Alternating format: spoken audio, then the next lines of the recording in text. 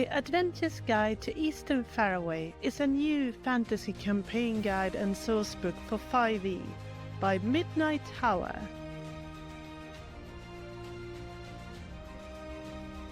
Hello, it's us again, the two nerds behind Midnight Tower. And we are back with a new Kickstarter. We wrote our first adventure in 2019 and has since then written a bunch of books. And mysteries.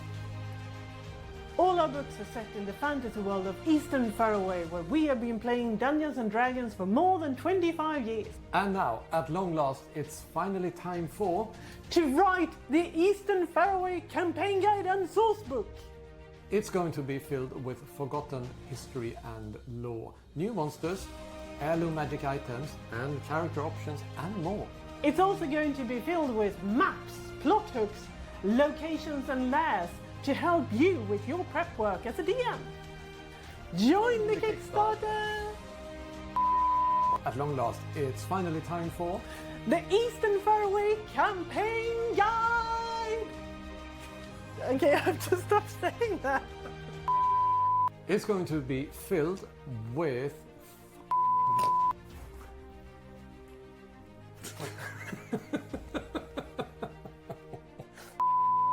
Support the Kickstarter.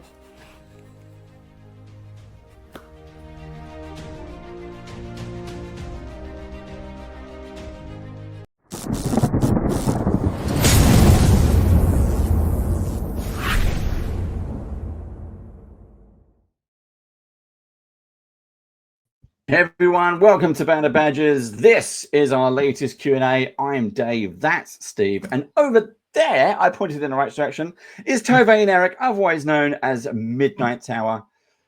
We're gonna dive straight into this. It's like, yo, look, we're on telly. this is the latest book. So Yay! we are literally jumping straight into this. Tove, Eric, tell us all about it. What are we expecting? This is the very, very first source book for everything that's related to Midnight Tower, everything we've seen so far, all the books, all the adventures, all the mysteries. This is something that me, as well as other members of the audience, other fans of Midnight Tower have been wanting for a while. A little bit expansion of the world, or at least in just this little nook and cranny of it. What are the people expecting to see? What's the elevator pitch? Go. Oh my word, I don't have one, so I'll make one up on the spot. So finally, after 6 years of adventure writing and a whole bunch of books, and I don't know how many pages, we are finally doing something that have been requested by quite a few people at this point. We are trying to write a sort of expanding upon the world, filling things out, fleshing it up with more details and in-depth looks at, corners of the world, certain aspects of the world that we have sort of sprinkled in throughout all the books, religion, weird NPCs, various mysteries, various Easter eggs, old myths, stuff like that. And I think we had Is this more so that players can expand into their own worlds and introduce something else, or is it more reading material? Is it stuff that we're going to see in future books as well? How have you been able to kind of decide what was in the book? Well, I think part of that is people.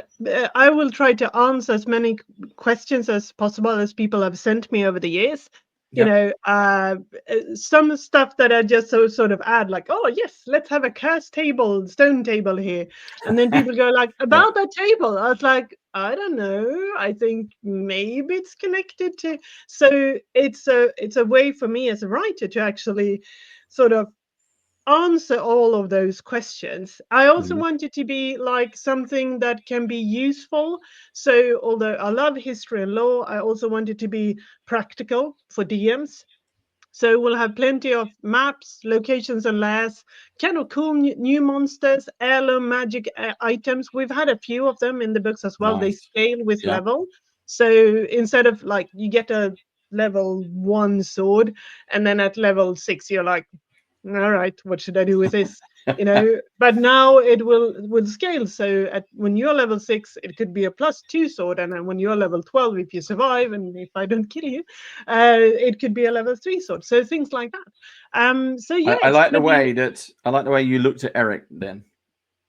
So it's a running joke that Toby kills me in our playtests, and true. It's very true. It's Yep. happened at least 4 times. Yep. So yeah, and it's a case of the monsters go for you, Eric. No, that is not true. It's like everyone else, like, I don't know. They seem to have a lot of archers. I'm gonna back off. Eric's like, I'm a mighty paladin. Draw my sword. Charge! I was like, all right, they're all gonna hit you. You know, that's 18 hits. No, Eric, you're a sorcerer. Oh, never mind. Yeah. So yeah.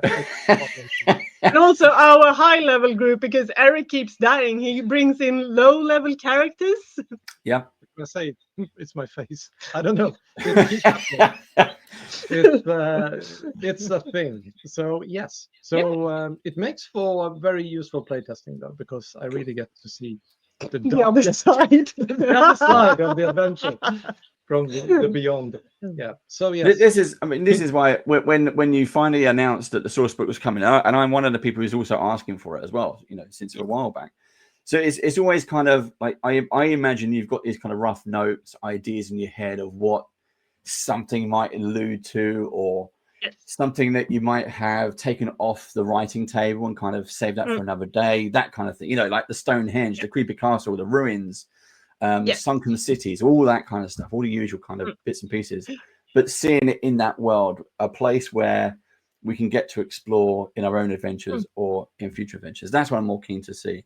But I'm going to say, although, well, yeah, exactly. I mean, but one of the things, I know we're doing a recorded interview this time, but one of the biggest questions that we had from everyone completely was, is Barman Dave in the book? That's what people really want to know. Dave is not only in the books, he's in our hearts. yeah, resting in peace. Resting in peace. Or pieces, as Steve would have. Nicely done, Steve. Yeah. So we're gonna. At the moment, he's not in the book, but you know, if a lot of people are giving this video a thumbs up, he might show up in the book. Well, there's one, and I'll vote for Steve. There's 2. That's all we need. That's all we click need. on the like button. Yeah.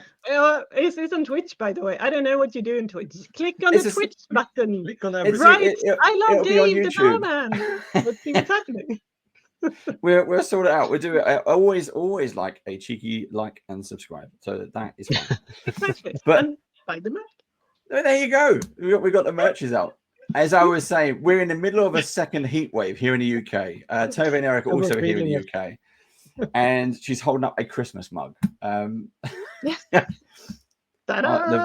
very own Band of Badgers Christmas mug. But there we go. Either very early or very late. It's a toss, you know, but it's very nice. And you know, check it out. I mean, what's not to love? It's a little badger in a Christmas gown and this mysterious presents here. I mean, but they're wrapped up, so you have no idea what they are. Could be anything. And also on the other side, I think this is my favorite, and I'm not even making this up.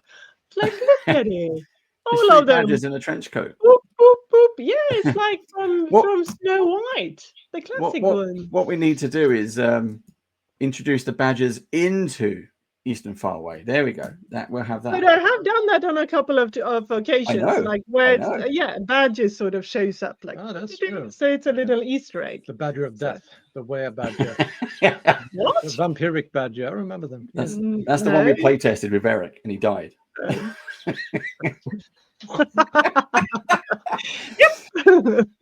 So as well as all the new content, all the bits and pieces we're hoping for, we talked about the artwork right at the start there. We got to see the cover of the book. I'm just going to bring this up again. Once again, it is amazing. Is this the same artist? Is this a different artist? Who have you gone to for this one? This is mainly Eric and some insane Photoshop job. It is. Well, it's something we ended up with almost not by accident, but I was doing a lot of testing, and I came up with this idea, which is not revolutionary in any way. It's like, maybe if we write a campaign guide, it should stand out from the other adventures, but still be aligned with them. So I'll just invert the cover, really. Yeah, so our sort of normal books, I don't know if you can see that, they're always like black up here. Yeah. And then with light text, and then it sort of fades down, and it's also like a darker color down here. But with this one, it's kind of the other way around. If we show it on the screen again, you can see that it's sort of like purplish and with a darker text. So also the illustrator that we usually use for covers, she's been very busy with drawing illustration for our books. So we're like, oh, we need to start this Kickstarter. We don't have a cover. Well, we'll make one, a mock one, and then it turned out rather well. Yeah, I think it does. Unusual, But it does look really good. But I like to add the little characters as well. So I think we're going to sort of add them in later on. The recurring. Yeah, I do like those recurring characters as well. We got one of the first, the first books. One of their, you just got them in as a silhouette, and it works really, really well. It just allows you to put your character in that scene. And the artwork through the books has been superb. So it's really nice to kind of see that continue. Thank you. I draw a lot of them, so thank you. we got some more that Eric sent over. Let's take a look at some of these as well. That's sort of, it's this is exactly. So I think this is going to be part. So one thing that keeps recurring in the books is a little bit about the history with the different wars. So you've had this winter war, and that's a spoiler alert. So if you haven't played all of the adventures, you need to not listen now. So in the end of for the last book, Battle for the Realm trilogy, that has the potential to spark into the third winter war. So that's a major spoiler. You can withdraw now. So that is some artwork that I'm thinking that I would probably have in the book that's going to be about history, and then I did in Prophecy of Nine Omens, I did this sort of like small gazetteer because people keep asking me about the world. I'm like, well, it's all rent-free in my head. Maybe I need to write some stuff down. And then I mentioned these walls. So that is one of the illustrations that's going to be used for that. At the moment for the book, a lot of the art is currently underway. That's usually how we do it. When we start a Kickstarter, the book isn't finished. We have no idea what it's going to contain, really. We just make shit up. And then later we ask people, sort of like the backers, what do you want? Come and vote. And they do. And that's actually really helpful. So then we add that into the books. But I did know from the beginning, like, you do need to have some sort of like general structure with history and law, and that's something that a lot of people have asked for. And then later you can add more sort of like, geology, climate, but also politics and stuff like that. So I think I inject something. It's during many of the campaigns, the Kickstarters that we run in the past, we have had polls. So at some point, sometimes twice, but typically one of the options is that we usually reach out to backers and say, hey, thank you for joining in. What would you like to see more of in the books or in the book? Law is typically one of the options because it's something we already have a bit of. And every time it's hugely popular. Sometimes it comes out on top, and we're equally surprised every time. So that sort of reinforced the idea that, hey, maybe a campaign guide is actually a good idea because there's a lot to tell it. Also, I'd like to mention that I am really curious about what's going to be in this guide because I have been playtesting for the past 25 years, not playtesting, but playing, I should say. Playing in the world. And there are so many things I have no clue about because they all live in there. And but it's kind of spilling over now. Like, this is great. Didn't you kind of, Tove? Did you like interview all your players as you've been playing these games and go, how do you envision this world that we've So been playing. a lot of this is from maps initially. Sort of, I would just sort of dot in areas that our characters, or me as a DM, that we sort of made up. So, but eventually it became like a story map, sort of like you like, oh, that's Pike Tower. Oh, I remember that. That's where we did the tournament. So that's how it kind of started. But then after a while, I got really kind of upset because people are like, well, we can just ride that. It would take a week. It's like, no, look at the map. No. It will not take a week. So that's how it started. But after a while, I like although it's a fantasy world, I want it to make sense. I want it to be the same distance every time you ride from Northwind Gate to Winterhold. But also other things like, how is these communities, how do they work? Are they, if it's a small isolated village, is it completely isolated? Do they have some trade? And if they don't, how do they get their metal? If they're not mining, that doesn't really make sense. So that's what I like. And then obviously, like a lot of things that have just sprinkled in, eventually it might not make sense when I write it, and I'm a big believer of failing forward. So if you make a mistake, like never admit it as a DM. You're like, nope, it was part of the plan. Or so like Octavia Dragonborn, people are like, so she's called Dragonborn, but she isn't a dragon. I was like, no, she's not a dragonborn. I was like, no, she's not, but she could be a dragon. You don't know. And now she is. So it's like, and then I take credit for like, no, I completely planned that always. But every now and then you have readers who are smarter than I am. So they were like, it's a little bit weird that you have 3 witches in Feywild and in Eastern Farraway. I was like, yeah, that is completely not a mistake from my side. It's just that witches, covens, they are often 3. And there's some really nice bits and pieces in there, and I'm curious to see more about the world. Like, as you say, there has been wars. There's land to discover. There is things to explore, and that's what I'm keen to do on. We mentioned we're doing this interview to help promote the Kickstarter and help promote the book as well. And even if you're watching this after the Kickstarter, do go and check out these books. The bits and pieces in there, they I've always said when I first picked up the books, they are lovely adventures. They are proper, not I'm not going to say systematic. They're traditional. They feel traditional adventures. Like they ramp up as you'd expect them to. They get bigger and more defined as your characters grow in confidence and levels and experience. As we know, the challenges and the adventures match them, and that's the bit I find really, really nice. And having these kind of the main set of adventures, not the mysteries, because they're connected. So you got, level 1 to 3 or whatever, and then it goes up and up and up. That has been fantastic. And I love reading them. And I think that combined with having a little bit of lore, having a little bit of history of certain locations is going to do wonders for the books and for fans as well. My next question is, as you've been constructing the source book, are you now thinking about, could you do a novel based on this? So actually telling stories of characters from the world. I'm going to take that as a maybe. I don't know. I have like 4 characters, and every time I go to bed, I'm like, I'm gonna get up early tomorrow. And then you know how it is. You're in it, and some people they just they fall asleep directly.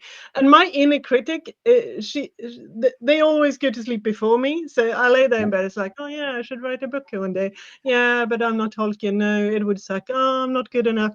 And then I have these characters like, yeah, but we have a story to tell. I'm like, yeah, all right, I'm listening. So I have these.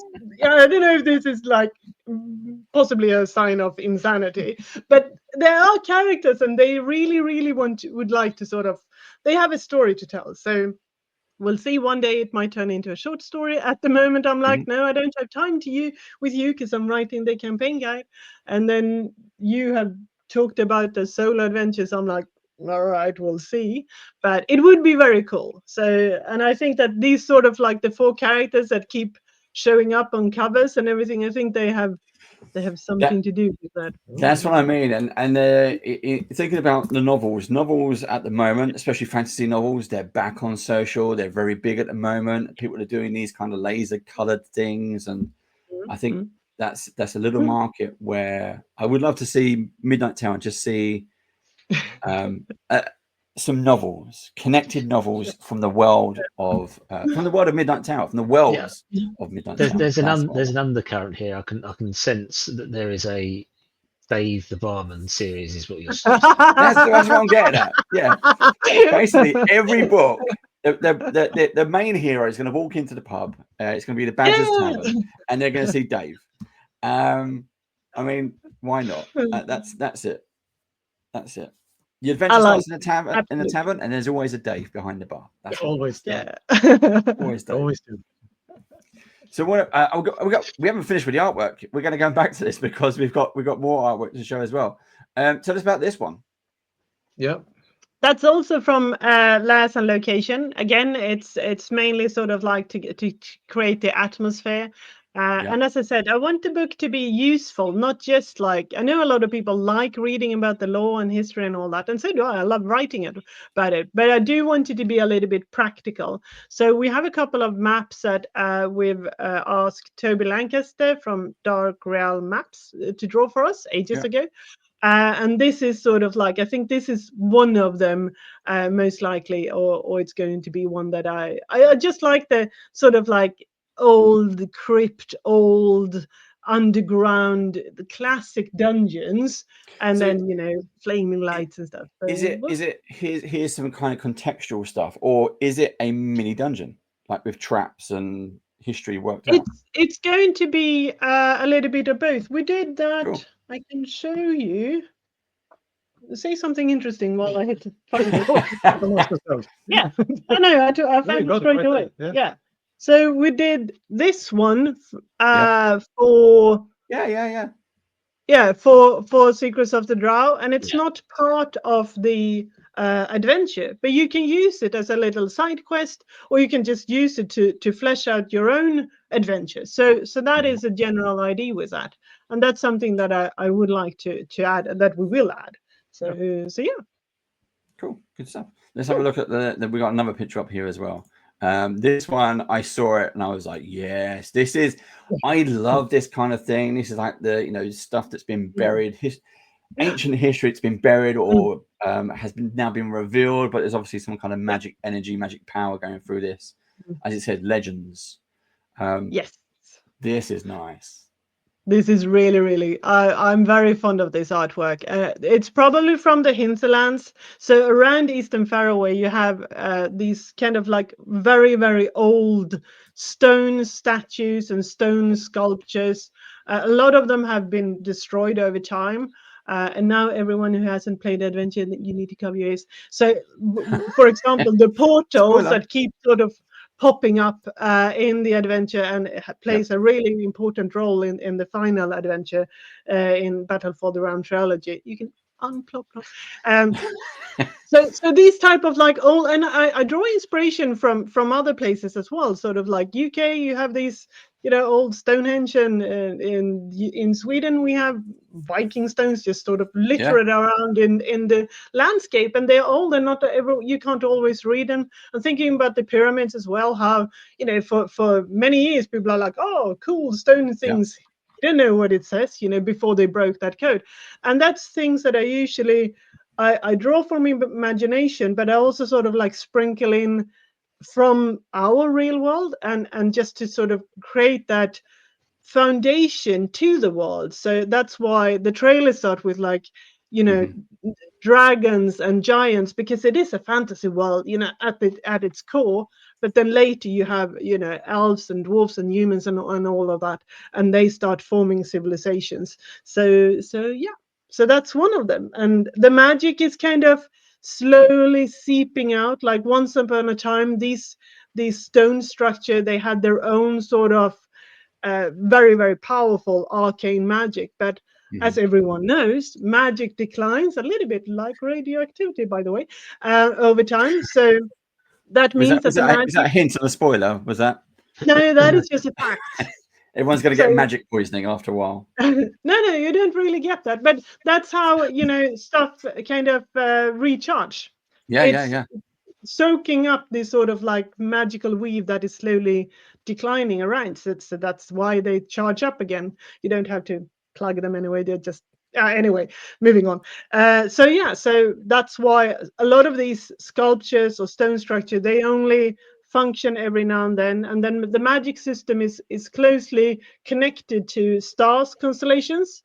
So when you have certain star constellation, that's when a lot of these sort of like old gates or old, they can open, or they can something can happen during certain. Same thing with like when you have the midnight solar stellis or whatever it's called, and the equinox. Yeah. That's also when the magic is a little bit extra special. So yeah. So do you also say that for certain constellations, certain magical types are more powerful or less powerful? And yes, exactly. That's very cool. I like to have a scientific style explanation for these things. But and for me that makes sense, because I am a scientist in the sort of like, well, before I started doing all of this.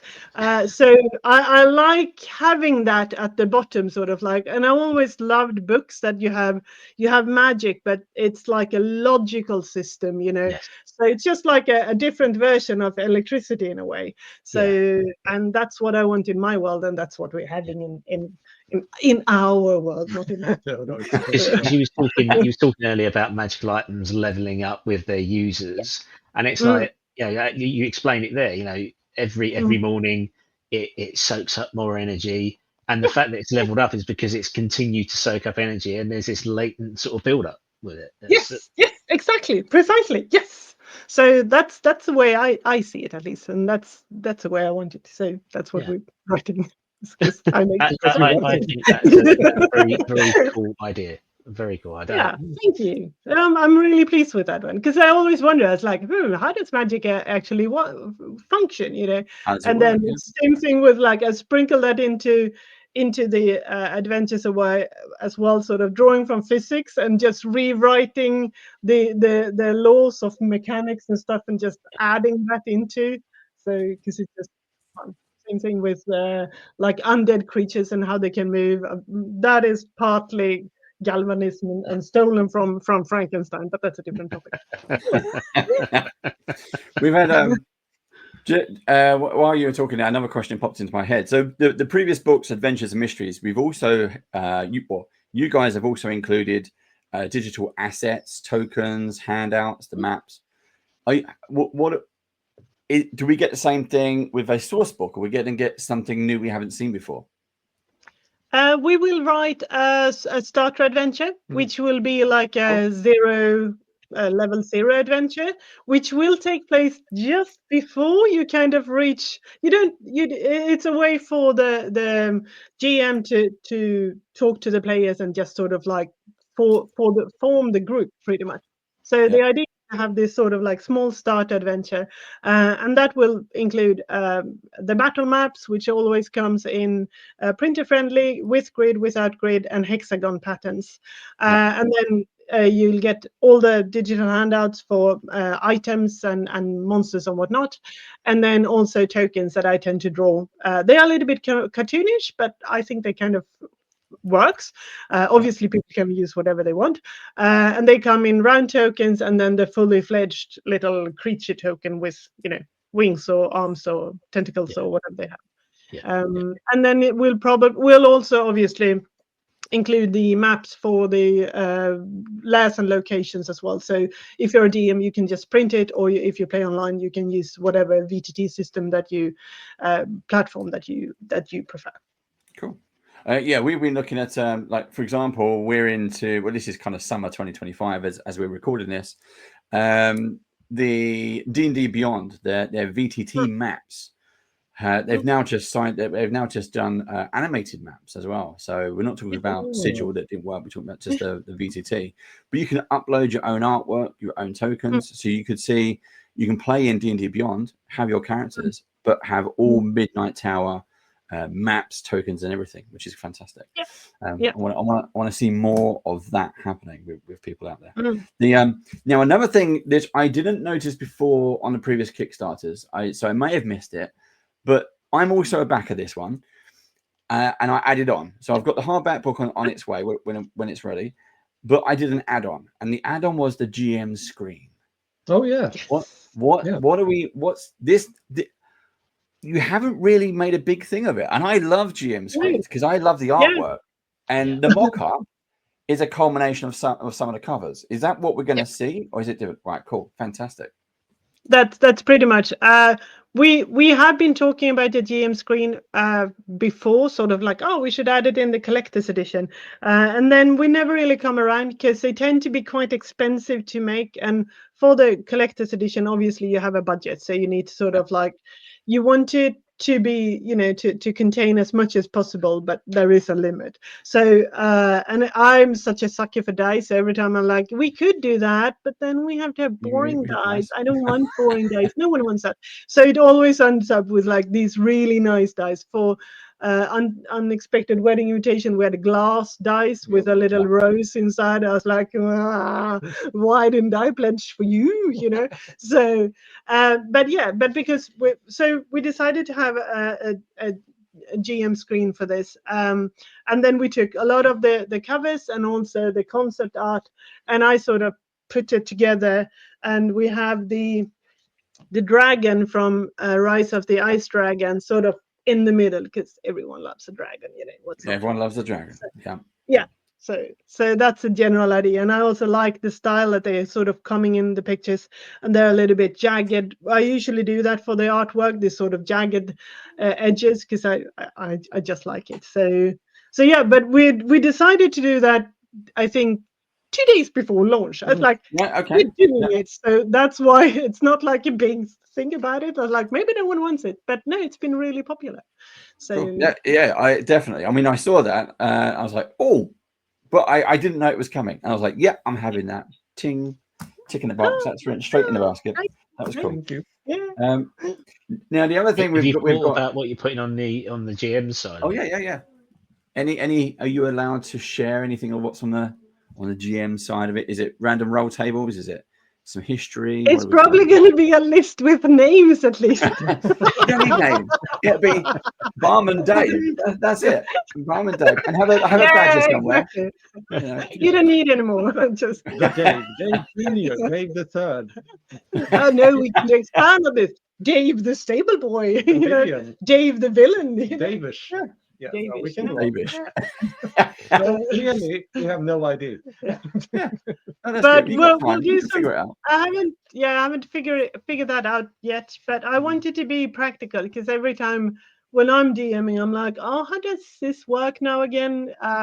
So it's just I like to have. That's kind of what I was getting at, because you're playtesting, you're creating it, and surely there must be times when you've gone, oh, what was that? And that kind of stuff is the bit that you also as a GM want on that screen. Yeah. So it could be potentially the most useful GM screen out there. Yeah. Because I've been GM for 25 years, so hopefully something you have. Although to be fair, like maybe I should just say, like, after midnight, remember the 3.5 rules are not valid. But maybe could be. That's assuming you remember which it's from anyway. Yeah, they don't get advantage. Or there is no such thing as flanking. Die. I don't have to write that. I remember that. That's fine. So we're gonna come back to the artwork. We mentioned dragons, and before we hit the record button, we were talking to Eric about this when you was fetching the books. But I love this piece of art. There it is. That's the inside of the GM screen. It's not the inside of the. Yeah, put some dead players. Dead players. Yeah, with a little sort of like crosses for eyes. My question here is, the bit in the middle, is that a cloud or is it a breath weapon? Oh, that's a breath weapon. I think it's well when I drew it, I imagined a cloud, but again, if you see a breath weapon, I think I that's see a breath perfectly weapon. Yeah. valid. It's definitely a To breath be weapon fair, for me. it's kind of like a bluish dragon, I think. Maybe. See, I on always one draw. hand, it's a breath weapon, or it could be he's trying to destroy the sun. He's trying to I'm breath not weapon the entirely sun. sure. Yeah, the I blue can't dragon is find trying to lightning breath the sun. That's what it is. Yeah, but no, I like it. It's like a little cone of cold, but very sort of like, yeah. I also think that the dragon looks vaguely embarrassed. It's like, oh shit, what have I done? Maybe it's But- sneeze, sort of like. Oh, It's just sneezed, yeah. The dragon sneezed and blew up the sun. Yeah.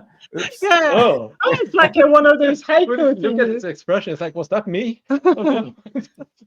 I don't know. I can't unsee that. But it is labeled as before. So then the after looks like this. Yeah, Which, and as I again, said, like yeah. with your support, we can afford, beautiful art. But people have commented on that, like, can you do a children's book with that? I was like, how rude! Or wait, am I? No, Is this it's a great. compliment? I I'm thought that not was sure. brilliant. I think it's a great idea. I'm sure we can put it off. But having a aim for 5-year-olds, something D&D related, that would be amazing. Yeah. The real Yeah, I mean, start. it's incredibly popular at the moment. The same thing again. My kids' school, they do D&D after school clubs. So again, we're seeing that resurgence of different generations getting involved early again. So why not? Yeah. Introduce a new generation to Midnight Tower, to Eastern Farraway, get them hooked. Yeah, actually, I'm going to expand on this because I had too much coffee. So rather than pumping out lunch boxes and toys and what have you, that's branded, I won't say the brand, but we all know it. Why don't you publish like an actual adventure with very simple words in, but illustrate an actual adventure aimed for 5-year-olds, because it all happens in here. And even 5-year-olds would like to go on an adventure and slay a dragon, even if it's a 4-page adventure, right? Yep. Not everyone wants to So say do that. that, and whoever goes and actually does that, I will find you. So there you go. Okay. You have a Right, as you were. Just What? everyone. I'm not saying. What the hell? We've got the artwork there. There's a zoomed in of it. It's lovely. It's lovely. That is beautiful. We want to see. See, now we could get into 3D models, 3D sculpts, that kind of thing. That's what I want to see next. So is there lore behind the dragon in the book as well? Is there lore Good behind the question, dragon? yeah. No, but well, to a certain degree, yes, because so both dragons and giants were quite early, sort of in the creation of the world. And early as well, you had, so in Dungeons and Dragons you have the gold and silver and all of those dragons, but here we have the sort of the earlier dragons are like sun dragons and ice dragons and other types of dragons. Most of them are not in the realm. That's what's happening in Rise of the Ice Dragons, that they try to come back. So they are currently on the plane of ice, but they try to get back. So we will definitely get more information about dragons, and I think it's like a really interesting concept, because obviously if you're like some sort of like medieval farmer, but with in a world that there is a little bit of magic, but there is also something that looks like a massive airplane that could come and just eat your farm, you and your house, then obviously that's going to impact on your storytelling, on your world as a from the bigger pie. So we will see a lot of dragons, definitely. How much lore, I don't know. I haven't written that chapter, but if you want it, I will write it. So Definitely. So those of you, if you're watching this on YouTube, put your questions and comments in the comments below, and we'll put all of those over to Midnight Tower. So maybe we see that in the next book, or just in time for printing. Now, another thing that we've seen with this Kickstarter, and you announced it before, is the new logo. So you have logo. this. After 6 years, there's a logo. Yeah. No, well, we had the moon and the tower. We've always had that, but now we have the full sort of logo because we went to UK Game Expo and had like a stall, a table, or whatever you call it, for the first time. We're like, we're gonna have a massive banner. It's like we don't have we don't really have a logo. I was like, Eric, why don't we have a logo? Make a logo, and he did. Ta-da! So the next running joke here is that I worked in graphic design for a living for like 20 years, specifically with logo types, and I couldn't for the life of me come up with a logo type, right? Makes perfect sense. So, and so part of the reason we haven't had a proper logo type. We had a symbol, but we haven't had like a name, and we always wanted that. But part of the reason is just me being unable to come up with something. Another reason is that this whole thing with Midnight Tower, we did a tremendous amount of groundwork over a weekend in 2019. Yeah, in a holiday run. Yeah, we spent in a very Gothic room in a very Gothic building overlooking the sea. We, for some reason, ended up working our behinds off. Just because we're finally away from the children, which we love, absolutely. But yeah, they're just like always interrupt. We love you. We love you. But they tend to interrupt. So if you are a child of Tove and Eric and you would like to reply in the comments below, please do. If you are back to Kickstarter. Yeah. But Dave and I both have kids, so we know exactly what you mean. Yeah. Yeah, I think we've been disowned by now. No. So finally we came up with a logo type. Yeah, and it's nice. We came up with a bunch of iterations, and that's the one. Yeah, because before we had just this sort of written. That's not well. That's what it used to look like, but it's not really a logo type. It's just like it says Midnight Tower, and I'm like, we're not putting that on a massive banner. And then it's very easy to go like, yes, I like it to be like very stylish and kind of slightly boring, and then it's like maybe a Scandinavian design, you know. So we wanted something that's a little bit fantasy-esque, but also our own. So we took a font that we liked, and then we worked through it, and I like the result. I think it's very much actually what you said, and at the UK Game Expo, because it's like, what is it, 2 by 1 meter? It's huge, at least compared to anything we've done. So I think for as long as we just had a little logo type, and just add a logo type here and there, and then we had to imagine it. What is it going to look like that big? And we went, oh no, that's horrible. Like, are we really going to go with Arial here? No. We can do better. So, that's It's good, but you're proud of it. It's changing, and that's the thing. It's continually progressing, continually moving forward, and that's what we like to see the most. Now you've mentioned UK Games Expo. I'm gonna move us on to UK Games Expo. Because I know we've known each other for a few years now, which is sounds good, and we've had you coming to the Dragon Meet and to UK Games Expo, and now it was your first time earlier this year in June, UK Games Expo, with your first stand, meeting fans and the general public, selling the books, getting feedback firsthand without a computer screen to protect you, to stop them. How was it? Like the apprehension before and then afterwards, did it all kind of like fall away? What happened?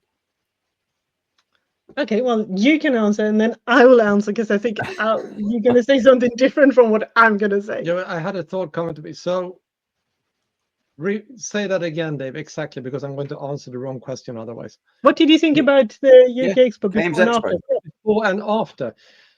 Get with the program. Right, so I expected it. I've been there a few times. I can't have anymore. So, and I had a rough idea what it would be like, and it was in some respects the right idea, and in others completely wrong. So I think it was one thing I didn't expect. I mean, it was moving to be serious for a moment, because I did not anticipate the huge number of people to me, who came up to us stand and said, "Oh, I played your adventures. I love that one, and this happened over here, and this happened over there." You know, the general feeling that we wrote something that you and your friends enjoyed, and I realized how valuable and fulfilling and rewarding that is. It was. I've always thought since we started doing this, but this was almost overwhelming. At one point, this one person came up and told us, he came from Spain, and he wanted to pass on a message from his friend who had been suffering from a severe depression, that his friend had, for some reason, bought one of our adventures, and it had, in his own words, turned his life completely around. So he picked himself up and now lived a much richer life and was running his own company, writing TTRPG products because of that adventure. And I was speechless, because what do you say to that? And so if you see this, thank you. Put something in the comments below. Send a reply. I was very touched. I found that fantastic. What do you think? Well, okay, so I'm going to divide this into 3 sections, like before, during, and after, because it's like 3 different answers. So, and in short, it's going to be 100% horrifying, 100% exhausting, 100% fantastic. So that's the kind of answer. Initially before, so I'm really introverted. I'm also quite sensitive to both noise and sound, noise and light. So I've always felt like UK Expo is very sort of intense, especially if you walk around. So you just get bombarded with everything, and sometimes it can be quite a lot of people as well. So I was insanely nervous before, but shout out to like the entire RPG like everyone in the community who's been so supportive over the years. So I was so nervous. I had a 3 days migraine before we started, and I wasn't honestly not sure if I was going to go through with it. I also suffer a little bit, like everyone who has some sort of like minor success, from imposter syndrome. So I was like, people are going to show up with pitchforks and torches and go like, "She tricked us to back the Kickstarter, get her!" And that luckily didn't happen. So during the before sort of, and that's why I always chicken out. I like, maybe next time. So that was like the before experience. During the UK Expo, I had a really great time. It was very exhausting because you meet a lot of people, and I'm not like a natural seller. I'm like, this is a book. I guess I wrote it. Maybe you would like to buy it. Or not. I mean, obviously, there's other things that you can. You mean? Sorry, I just so. But the UK Expo isn't actually about selling, and this is for other creators who might sort of considering going to UK Expo or another con. It's more about actually meeting people. So if you see it as more of a meet and greet, and people are really invested in your world, then it's a much nicer experience. And I think that's how you should see it. Like, don't compare, don't think about it. I mean, and a lot of people, they just want to browse. They might not buy the book now, they might buy it later. But I had a similar experience like Eric, sort of like meeting people, and these like little cute sort of like this little uncle who came up like, "I'm not buying anything." I was like, no, of course. He's like, "I already have everything." I was like, "I'm okay, thank you. I'm sorry, I don't know how to reply." So a lot of really wonderful people showed up, and it was honestly a really good experience. When I get home, and this is like a tip for anyone who is tired or just easily get overwhelmed, take a couple of days off. Just don't book anything. Put on your favorite hoodie, noise cancelling headphones, play your favorite computer game, eat all the toast that you could possibly find with marmalade, because that's what I did. And that's really sort of recharging your batteries. And once that's through, that's when I started feeling like, I will do this again. This was amazing. So that's my experience. It was really, really good. But massive shout out to everyone who has sort of came up talked to us, the rest of the community who I've talked with many times over the years, sort of like, how do you do this? And a lot of people are introverted. They like to sit in their little cabin and write, spending 3 days meeting people who they've never met before and talking. That's not natural to a lot of introverted people. So, but yeah, I did it and it was wonderful. And yeah, epic thank you to everyone really, and to you guys as well. So yeah. Oh yeah. Thank you. We again, it was lovely to see you there. Yeah. And it's and the nice stand to, looked great as well. yeah. Thank you. But The banner fell down 3 times. more tape, more gaffer tape, bigger like clamps and everything. It's you'll get and you eventually have like a toolbox of just in case something happens, we have something like you can fix it. But that's good. It's good to hear that you're helping us out. We had another creator coming over with gaffer tape, Yeah. helping us out. Yeah, always bring gaffer tape, cable ties, and then this sort of like magical tape with Velcro. Yep. So that would be my. I mean, that's worth highlighting. You already done that, but just to really highlight it, it's very much all the other creators we talked to are very supportive. There's no sense of competition between all the tables. Everyone's like, no, we'll help you with this, and I'll look after that while you're gone. It's just this. Really strong community, which is not always the case in every part of the world, but for TTRPG seems to be the case. I'm glad you had a good time, and I'm glad you're thinking about going again next year. Of course, UK Games Expo is the biggest event here in the UK, so it'll be great to do that again. But we will come to Dragon Meet as well. There's also Dragon Meet, yes. Yes. So just in time for Christmas. Yeah. Are you gonna change up your this year, isn't it? What was that, Steve? So it's a new location this year as well, isn't it? It's at London Excel this year for the first time. So is it going to be? Are you going to have a similar kind of stand set up to Dragon Meet? Are you going to switch things around, try something new? Smaller.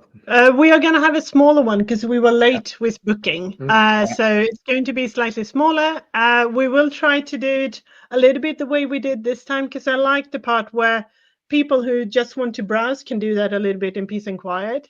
But I also like the sort of like, for those who were there, sort of like an open area so people can come in instead of having this desk sort of table in between you and the person. Although to be fair, like it's perfect to hide under. So it has pros and cons. So but yeah, it's going to be a little bit smaller. But yeah, that's otherwise we'll bring the banner. Hopefully it's not going to fall down. And yeah, all the books. So yeah. Right, we'll be seeing you there because we'll be going. So that's good to know. Now we're getting to the end. We're in the kind of the last 5-10 minutes now. So as always at this point, we want to know what's coming next. So this Kickstarter. Last time I lied about that hysterically. I don't know if I should answer that question. I was like, we're going to do some sort of like side quest. It's going to be amazing. Yeah. And then it's sort of like, apparently, no, we're not. So I'll let you lie this time. No, I'm not going to lie. But we have ideas. Is that a lie? No, we have ideas, but I'm not going to reveal that unless you're. See, the pattern, the pattern that we're now used to is adventure, mystery, adventure, mystery, adventure, mystery. Yes. But now we have a source book. So is it going to be adventure, mystery, source book, adventure, mystery, source book, or are we going to get like one source book a year? Are we going to? We've got Eastern Farraway. Are we going to go to Western Farraway? Are we going? We've got other areas to explore on the compass. Where are we going to go? I know. Well, to be honest, although I tend to lie, I make up things for a living, so don't trust me. It kind of depends. Like initially, when I started thinking about doing a source book, I was like, it would be kind of cool to do 3 of them, and do one that is like people and places, one that is magic and monsters and sort of. But instead of just we're gonna put that into one, but we'll see how much like spillover information, if it's gonna be some sort of sequel to that. I don't plan to write that, but you never know. I think at one point we're probably going to move on to Western Farraway because that's where we've been playing a lot, and I know that part very well. Plus, it has an interesting sort of like feature because it's also divided into 2 areas, just like Eastern Farraway has North Star region and then Buckwall, but this has sort of like 2 other parts. So, and there's more conflict going on there. So I would at one point would like to move over to Western, but I feel like if we just wrote a source book, you can't just like, just joking, we're leaving, bye. Yeah, So we will write, yeah, exactly, bye. So I think we will write more mysteries adventure because they're very popular and I love writing them. But what the plan at the moment, because this is something that people have asked about, is to write solo adventures and have something that might not, it's going to be quite familiar with 5e. But like I'm a really big fan of this Lone Wolf and all of those sort of like old school. So I would like to write some sort of solo adventure, which is going to be like a dumbed down version of 5e, or like a simplified version. So if you don't know the rules, you can just pick it up because it's mainly a reading experience. So that's what I'm hoping to do, but we'll see if I do or if I just come up with something else instead. I'll find out too. But that is a general idea, and I'm not lying. It is the idea. I think we're gonna do this, hopefully. So, but yeah, join the newsletter to be the first to find out there we if go, I'm yeah. lying or not. So, I should join that. I'm sure Dave's going to put his idea in the ideas bin if you have it at Games. Bring to Games Expo an ideas bin, right? So Dave will stick in there the solo adventure book series, the adventures of Dave the Barman Variant. I mean, why not? You should write that. That's a whole sort of like, today the ale was sour and one of the barrels had a sprung leg. Curses these dire rats in the cellars. You know, It's definitely the rats in the cellar. I would buy that. I would play it. And I would There's a enjoy reason it. why that's the starting adventure in every edition. If you serve the drunkard, turn to page 3. If you hit the drunkard, turn to If you try, exactly. just run with it. No, I should have put this picture up earlier because you were saying thank you to all the fans, everyone who said hi at Games Expo as well. But yeah, Eric did send this one over as well. So as we kind of come to the end, the Kickstarter, as we're recording this, as this is now goes out on YouTube, it'll go out on YouTube tomorrow, which will be the 19th of July, 2025. The Kickstarter is out and live. There's still 20 days to go. You are over 500 backers at the moment, which is doing fantastically well. So thank you. You have succeeded. The book will be delivered. It will. And then before we hit the record button, Eric was telling us about this is the deadly dice of doom, the killer of Eric. Is that kills Eric many times? That is one of Toby's worst D20s because that is the die she's using when she's running our playtests, in which I tend to die over and over and over. It's a bit like Edge of Tomorrow, really. So yeah, it is actually. I'm trying to think about it. Like, Tom Cruise. New character, do you want to introduce yourself? Yeah, or should we just skip that because you're not going to survive anyway, are you? I just threw myself off a cliff. Yeah. Off you pop. So, and I think Toby is preparing to show something. Yeah, just also wanted to sort of. Is that going to work? I think so. Share all the books that you can get, and they're all on discount for the Kickstarter. There we go. There we go. Yeah. So then you got to do the next armful of books. Then you got all the mysteries. You've done the adventures. You did the mysteries. Work, yeah. Right. Yep. I'm so happy. I've really freakishly long. There we go. Oh, you can't really see that. Okay, I'm gonna drop it. There is. We can mention that, can't we? We just released. Thank you for your help, by the way. No, I'm just monitoring your. So just released. He had to carry all the books at UK Games Expo, so You're like, I'm gonna go to the gym. I was like, I don't need it. I carry my book. Yeah, look at these 2 books. these hefty books. Nothing is happening when I do that, but anyway. So we just released our 6th adventure, our 6th mystery, yesterday. Oh. Oops. Did That's that very wrong. ominous. Yep, sorry. So yeah, the PDF version of Yes. mystery number 6 went out yesterday. Yes, I don't have that book to show No, because it's not. so We're waiting for the print. Yep. Soon. Cool. Mm. We're looking that forward was to it. And tweet. Yes. it. Good. Yeah. Right. So for one last time, we're going to wrap it up there, Tove and Eric. Thank you so much for kind of hanging out, having a chat with us. Always a pleasure to do so. We will see you again soon before Dragon Meet, hopefully. So if you haven't yet caught on what we've been talking about for the past hour, this is the book. And this is the Otherwise, you're probably trying to order Domino's or McDonald's or something like that. I don't know. But go back the book. Midnight Tower, absolutely lovely. We've known him for a few years now. We meet them out. We have lunch. We've had dinner. We meet them at conventions. Absolutely fantastic people. The books are amazing. If you're into D&D, no matter what age you are, really, I find that they'd be perfect for families as well. I've played them at home here just to kind of get my boy interested in some of this stuff, because some of the D&D stuff is, there's a lot going on. But some of we played book 1 several times now because he loves it, so we have to. That's cool. You can also play it as a couple and murder your partner. That is optional. And if you're watching this, like and subscribe and buy the fantastic Mac. Oh, okay. No, it's not working now. Well, not working now. Buy some Band of Badgers merch. You can do that as well. Right. Yep. If and there with was that, a button that took you somewhere to go and buy it, there it is. Hey! Awesome. Well done, Steve. Thank you. That's me done for the day. I need to go and have a lie down now. Yeah, there we go. Well, for us in the UK, we are in our second heat wave, and we apparently there's going to be a big storm coming. So until next time, hopefully we'll see you next time. Ta-da.